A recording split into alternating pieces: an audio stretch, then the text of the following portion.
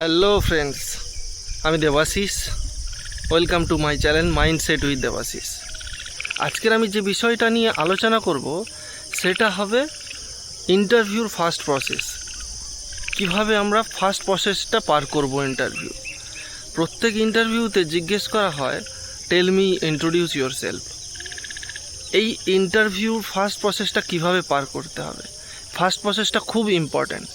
এখান থেকে তোমার কনফিডেন্সটা ইন্টারভিউরা জাজ করে, তোমার ক্ল্যারিটি কতটা তোমার থট প্রসেসের উপর সেটাও তারা জাজ করে। তো এই প্রসেসটা খুব ভালো করে সবার জানা রাখা দরকার। সেটা প্রাইভেট হতে পারে, সেটা কেউ গভর্নমেন্ট জবের জন্য অ্যাপ্লাই করছে সেটাও হতে পারে। মেনলি 3টে পার্ট হয়।